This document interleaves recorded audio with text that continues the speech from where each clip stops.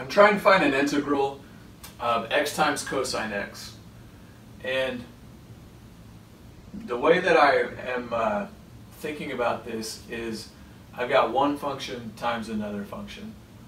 There's no function inside of a function here, so it's not, if I can use U substitution to solve this, it's definitely not obvious. And it turns out you can't do that. But I do recognize that there is a product of functions here. So I'm curious if I could do something like the reverse of the product rule to try to figure out what this antiderivative would be. It turns out you can do that.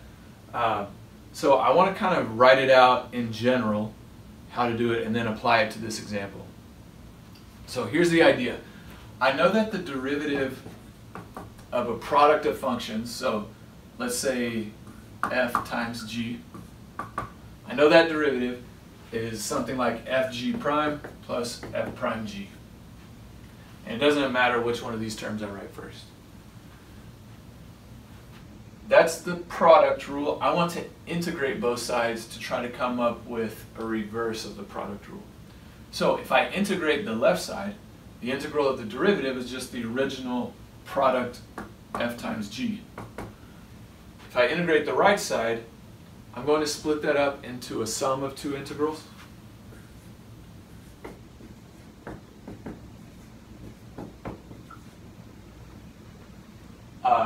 And then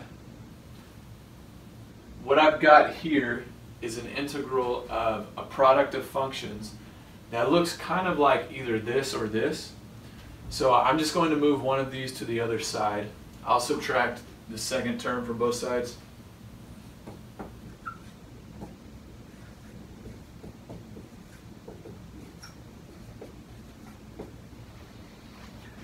And now this says that if I can recognize these two functions as an original function and a derivative of a function, then there's a certain swap I can make that might help me to solve this problem.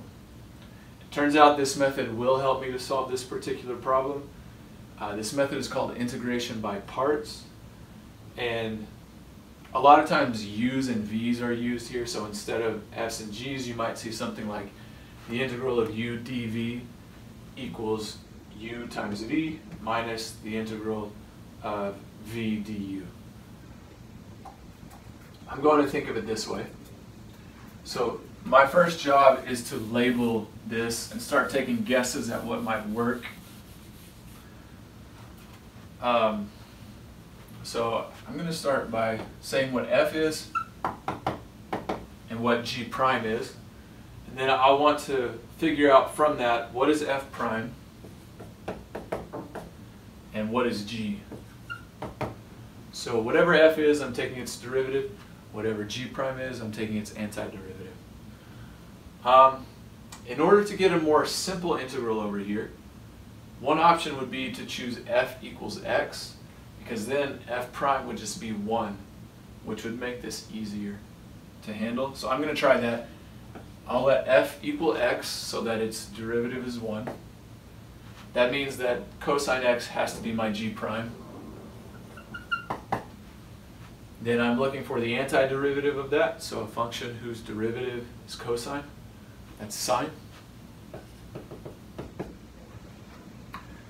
And now this equation that we worked out down here, just by taking the integral of the product rule, says that this has to be equal to this. So f times g is x sine x minus the integral of f prime g. F prime is 1, g is sine, so that's just sine.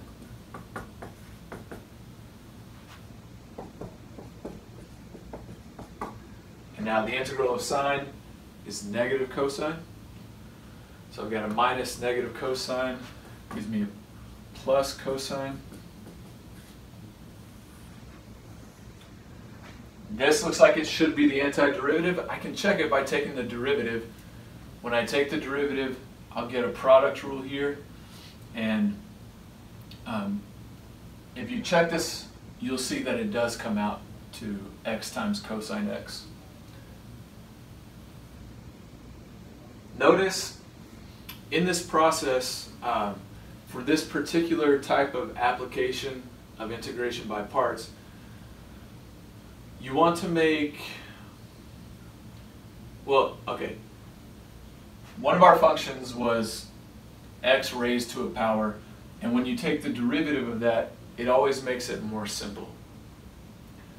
Derivatives and antiderivatives of cosine sort of just bounce back and forth. They don't get more simple. That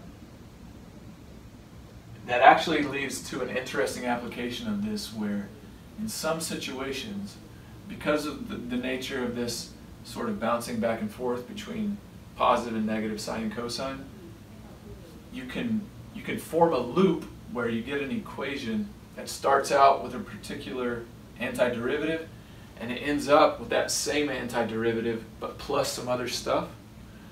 And then you can move all the terms that have this in it over to one side and then solve for it in the equation.